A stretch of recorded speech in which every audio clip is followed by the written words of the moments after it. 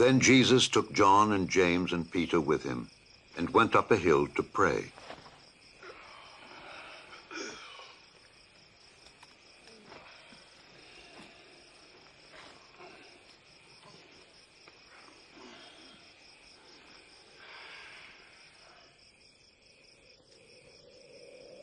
And while he was praying, the aspect of his face changed its appearance, and his clothes became dazzling white. Suddenly 2 men were talking with him. They were Moses and Elijah, who appeared in heavenly glory. You will fulfill God's purpose. You will die in Jerusalem.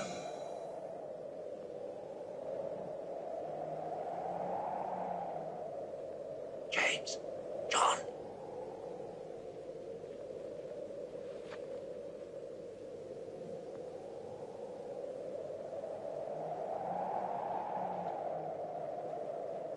As they were leaving, Peter said to Jesus, Master, how good it is that we are here. We will make 3 tents. One for you. As Peter spoke, One a for cloud Moses, came and overshadowed them, and one for Elijah. and the disciples were afraid. And a voice came from the cloud saying, "This is my son, the chosen one. Listen to him."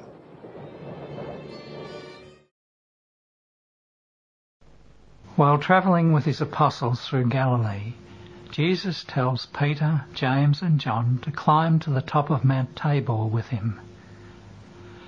After a short rest in the cool shade of a group of trees, a pause which he certainly granted out of pity for Peter, who clearly has great difficulty in climbing, Jesus resumes the uphill climb. He goes almost to the top, where there is a grassy tableland with a semicircle of trees near the side of the mountain. "You may rest, my friends. I'm going over there to pray." Peter takes off his sandals, shakes off dust and grit, and remains barefooted with his tired feet on the cool grass. He is almost lying down with his head resting on an emerald green tuft as a pillow. James does the same, but in order to be comfortable, he looks for a tree against which he leans his mantle and rests his pack. John remains sitting looking at the Master. But the calm of the place, with the fresh breeze and its silence, combined with his fatigue, overcomes him also, and he droops his head and eyes. None of the 3 apostles are fast asleep, but they're in that state of summer drowsiness. They are suddenly aroused by a brilliance so striking that it overwhelms the brightness of the sun and spreads and penetrates even into the shades of bushes and trees. When they open their eyes, they are astonished at seeing Jesus transfigured. He is exactly as I see in the visions of paradise. Of course, he has no wounds, and there is no banner of the cross, but the majesty of his face and body is the same. The brightness is also the same. His garment, too, is identical. From deep red it is changed into an immaterial fabric of diamonds and pearls, in which he is clad in heaven. His face shines with an extremely intense sidereal light in which his sapphire eyes are beaming. He looks taller, as if his glorification has increased his height. I can't say whether the brilliance emanates entirely from him, or whether his own brightness is mingled with that of all the light of the universe and heaven concentrated on him. I can only say that it is something indescribable. Jesus is now standing, raised off the ground, because between him and the green meadow there is something like a luminous vapour, a space consisting only of a light upon which he seems to be standing.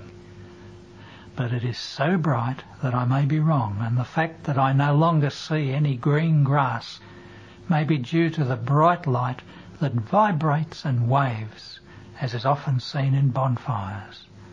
It is a snow-white, incandescent light. Jesus is looking at the sky and smiling at a vision that enraptures him.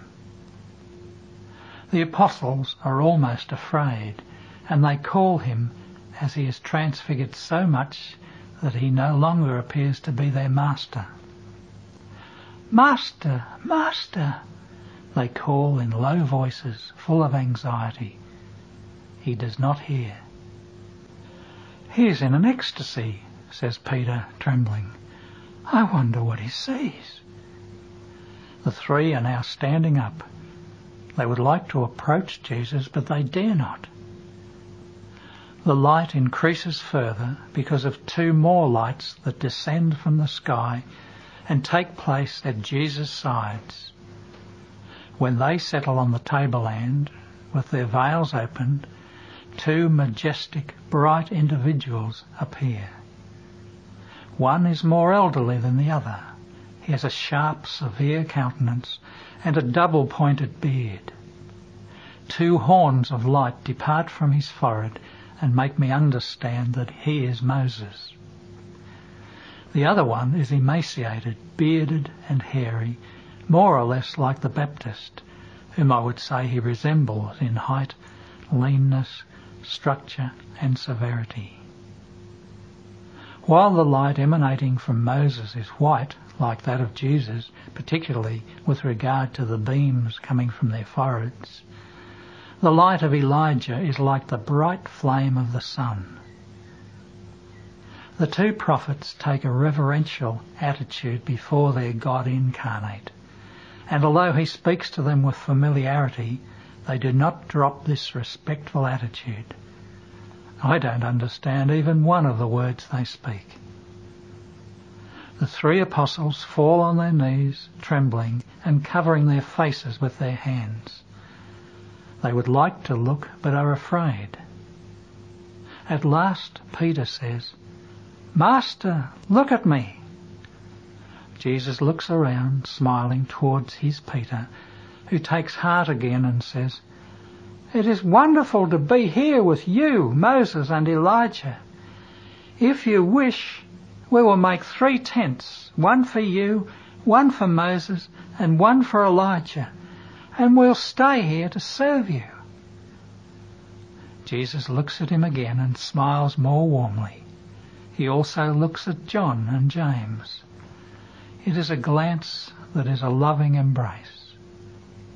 Moses and Elijah also stare at the three apostles. Their eyes flash fire. They must be like rays piercing hearts. The apostles dare not say any more. Frightened, they lapse into silence. They look as if they're inebriated, like people who are bewildered.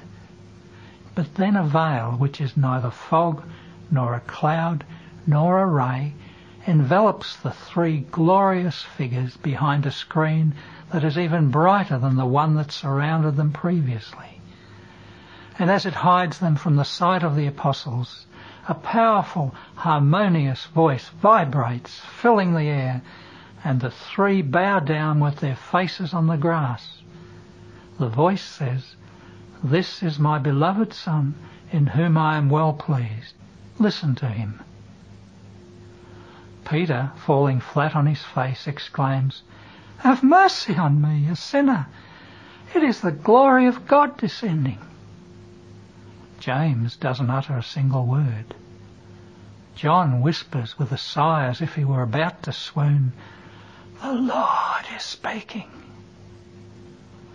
Even when there is total silence again, none of them dare raise their heads. Thus they do not even see that the light has come back to its natural state of daylight, and that Jesus is alone and has become the usual Jesus, wearing his red mantle. He walks towards them smiling. He touches them and calls them by their names. "Stand up, it is I. Be not afraid," he says. Because the three, not daring to raise their faces, are imploring mercy for their sins, fearing that the Lamb of God wants to show them to the Most High. "Stand up now, I order you," repeats Jesus authoritatively. They look up and see him smile. "Oh, Master, my God," exclaims Peter, "how shall we be able to live near you now that we've seen your glory? How shall we be able to live among men and among ourselves, since we are sinners, and we've heard the voice of God?" Jesus replies, "You will have to live beside me and see my glory until the end. So be worthy of that, because the time is close at hand. Obey my Father and yours. Let us now go back among men, because I came to stay with them and to bring God to them. Be holy, strong and faithful in remembrance of this hour. You will take part in my greater glory. But do not speak now to anybody of what you have seen. Do not tell your companions either. When the Son of Man has risen from the dead and gone back to the glory of the Father, then you will speak. Because it will be necessary to believe then to take part in my kingdom." The three descend the mountain with Jesus by the same road they came up. Jesus comments to Maria Valtorta, "Oh, this beatitude of beatitudes, to live with me who know how to love, is too little known. For if Peter exclaimed on Tabor, just because he saw me transfigured, 'Lord, it is good for us to remain here,' what should the soul say that is itself transfigured, becoming a molecule of my divine heart? Consider, Maria, whoever lives in me becomes part of me. Do you understand? Of me, Jesus, Son of the true God, wisdom of the Father, Redeemer of the world, eternal Judge, King of the future age, and eternal King. The soul, living immersed in my heart, becomes all of these, an integral, living part of the heart of a God. It will live eternally, like God, in the light, peace, and glory of my divinity."